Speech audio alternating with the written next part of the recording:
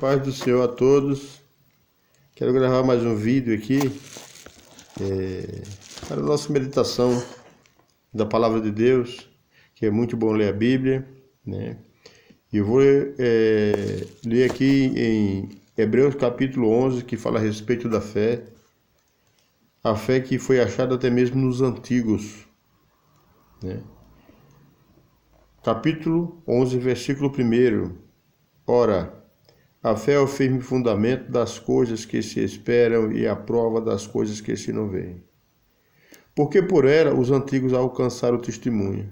Pela fé entendemos que os mundos, pela palavra de Deus, foram criados, de maneira que aquilo que se vê não foi feito do que é aparente. Amém? Esses 3 versículos para a nossa meditação. Fé.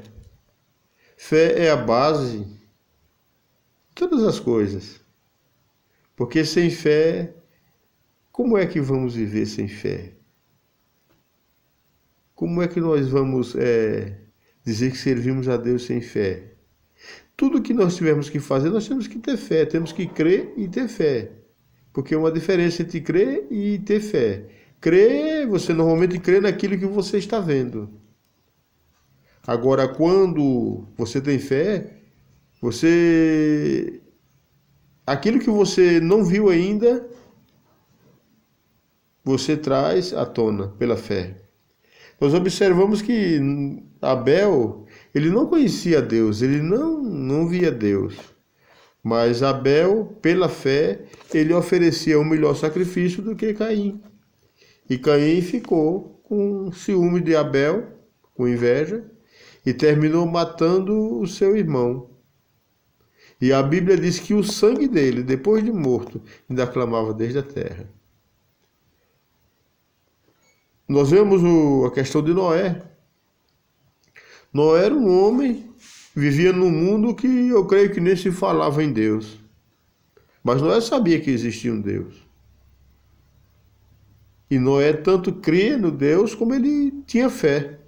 Tanto é que quando Deus ordenou que Noé fizesse aquela arca, porque ele ia mandar água, dilúvio, sobre a face da terra para destruir todo ser vivente sobre a face da terra, porque o homem tinha se corrompido, o homem tinha pecado o suficiente para desagradar a Deus, que se os dias de hoje fossem como nos dias de Noé, esse mundo já não existia mais, já não existia mais ninguém por aqui. A nossa sorte, estamos aqui por causa de Jesus. A nossa ponte de ligação entre Deus e o homem. A nossa religião, a nossa religação, o religare, é Jesus que veio trazer o homem de volta para Deus, porque o homem se distanciou muito de Deus. E foi necessário que Jesus viesse. E naquela época não tinha Jesus, né? E Deus resolveu destruir todos os seres viventes sobre a face da terra. E Deus falou com Noé: Noé, olha, eu quero que você faça uma arca para acomodar você, sua família e todos os animais que eu vou determinar que entrem na arca com você, para que dê início a uma nova população do mundo. E Noé assim fez pela fé. Noé não tinha visto Deus, Noé não existia chuva sobre a face da terra, mas Noé creu, teve fé e creu. E foi lá e fez a arca e Deus livrou Noé e sua família. Isso é fé. Ele creu no que não viu. Ele creu que Deus ia mandar chuva sem nunca ter chovido sobre a face da terra, né? Então Noé construiu a arca. E a questão de Abraão. Abraão estava numa terra e Deus falou para ele: Abraão, sai da tua terra, do meio da tua parentela, e vai para uma terra que eu te mostrarei. É muito fácil alguém chegar para alguém e dizer: sai daqui e vá para ali, que eu vou te dar algo. Sem você nunca ter visto a pessoa, sem a pessoa dispor de nada financeiro para você, nenhuma certeza. Mas Abraão não hesitou.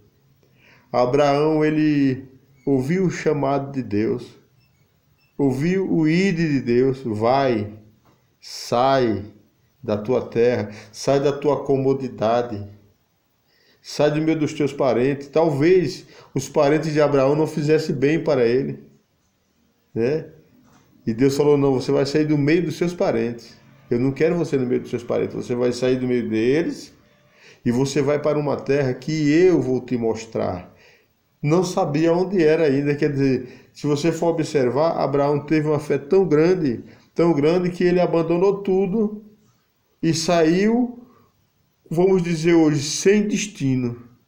Ele mesmo não tinha nada traçado nos pensamentos dele. Ele veio sobre a palavra de Deus. Isso é fé. Hoje em dia nós vemos aqui os missionários, não vou criticar, mas vou falar o que acontece. Nós vemos aqui um missionário, ele vai por suposição, para a Argentina, que é aqui pertinho, mas ele só quer ir amparado. Se Deus disser para ele vai sem nada, ele não vai. Ele só vai se for amparado.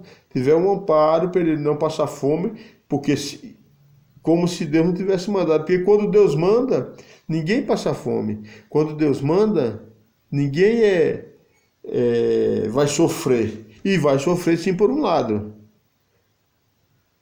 de acordo com a permissão de Deus. Mas quando Deus te manda aí, você vai e você sofre dando glória a Deus. Você sofre e você sente o prazer, porque você sabe que Deus está contigo. Ele vai estar sempre providenciando para você. Foi aquilo que Abraão fez. Abraão saiu da casa dele, do meio da parentela dele, e se mandou, foi embora. Firmado em quê? Na palavra de Deus. Isso é que é fé. E caminhou e chegou à terra que Deus tinha destinado para eles. Nós observamos aqui que ainda diz assim aqui a palavra de Deus, no versículo 4, pela fé Abel ofereceu a Deus um maior sacrifício do que Caim, pelo qual alcançou o testemunho de que era justo, dando Deus testemunho dos seus dons. E por ela, depois de morto, ainda fala. Por quê? Porque a Bíblia diz que o sangue de Abel clamava a Deus desde a terra. E Deus foi ter com Caim. E falou, Caim, onde está o teu irmão Abel? Ele falou, sei lá dele, sou lá eu, tu todo meu irmão? Mas Deus já sabia de tudo. Só que o sangue de Abel estava clamando. Clamando por quê? Por justiça. Né? Caim pensou que enganava Deus. Mas não tem como enganar a Deus. Porque ele é onisciente, ele sabe todas as coisas, ele é onipresente, ele está em todo lugar ao mesmo tempo. E ele é onipotente. Não tem ninguém mais poderoso do que Deus. Todas as potestades da terra estão submissas a Deus. Tudo que existe na terra está submisso à ordem de Deus. Só acontece aquilo que Deus permite. Aí muitas vezes acontece alguma coisa mal, você fala assim, mas Deus permitiu? Sim, Deus permitiu. É a vontade permissiva de Deus. É diferente da vontade imperativa de Deus. A vontade imperativa de Deus, ela só traz coisas boas para nós. Sabe por quê? Porque são os planos que Deus tem para a nossa vida. Está na sua vontade imperativa. Agora, a vontade permissiva de Deus é dessa forma. Por exemplo, Deus fala para mim, Cícero, na suposição, eu vou te dar um carro 2000. É a vontade imperativa de Deus. Aí eu falo, não, eu quero um carro 2020, quero um carro zero. E Deus sabe que eu não tenho capacidade para possuir aquele carro, não tenho estrutura financeira. E ele fala assim, não, mas eu vou te dar um carro 2010. Eu falo, não, senhor, eu quero 2020, eu quero 2020, porque eu quero um carro novo. Aí Deus, ele permite que você compre aquele carro. Agora eu não sei como é que vai ser, se você vai chegar com ele até o fim, se você vai conseguir pagar o que você comprou, porque o que Deus tinha preparado para você era outra coisa, e Deus permite que você pegue aquilo que você quer. No entanto, depois quando você se der mal, não vá dizer, porque Deus deixou eu fazer. Não, Deus, ele deu livre-arbítrio para o homem. Agora, nós que somos servos de Deus, Deus tem um caminho traçado para nós. Cabe a nós entender quando Deus fala conosco para ir ou para ficar.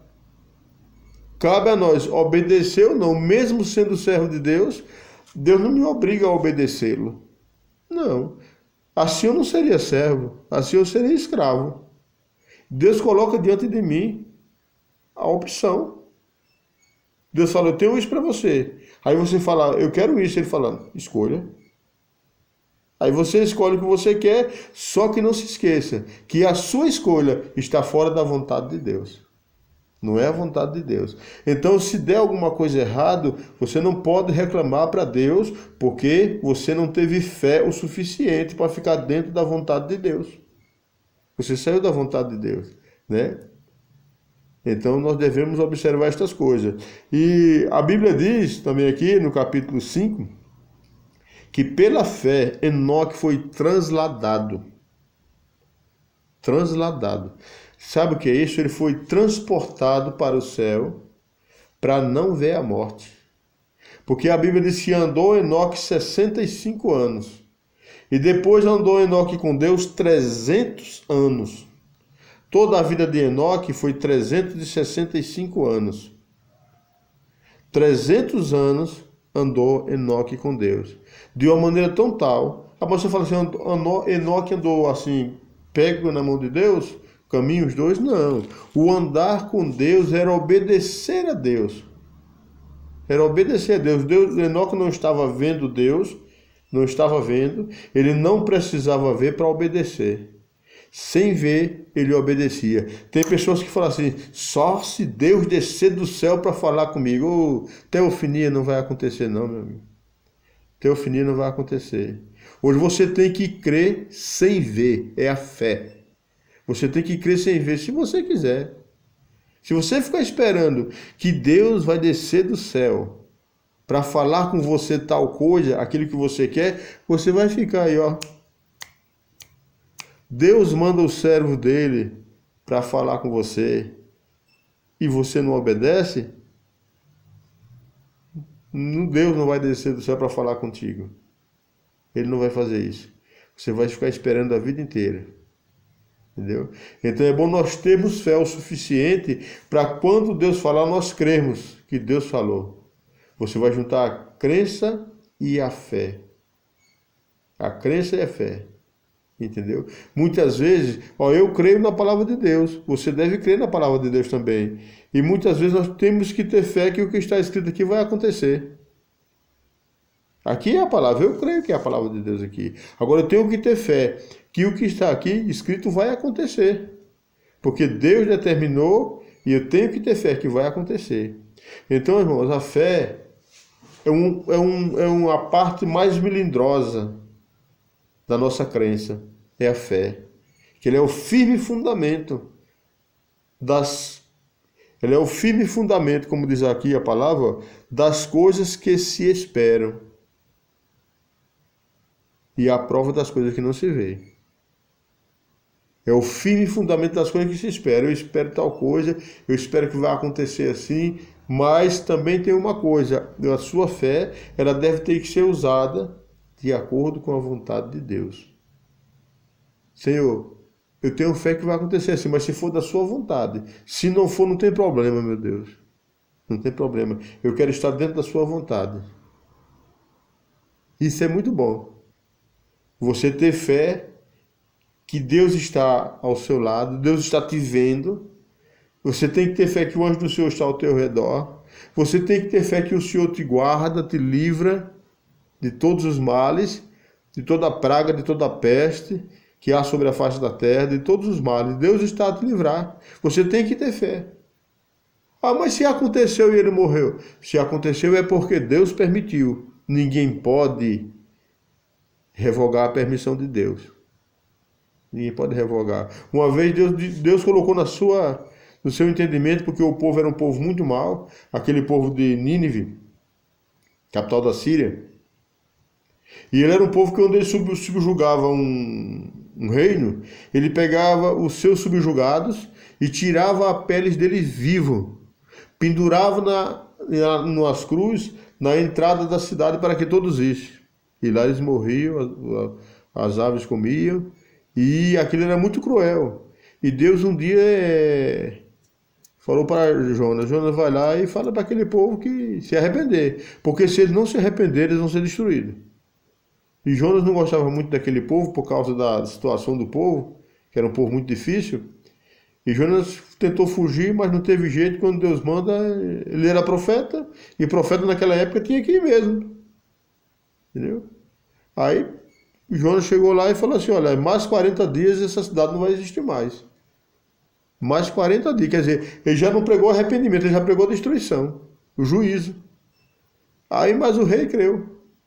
E botou todo mundo para jejuar. Até os animais. E Deus teve misericórdia e tirou aquele peso, aquele juízo sobre aquela cidade naquele instante.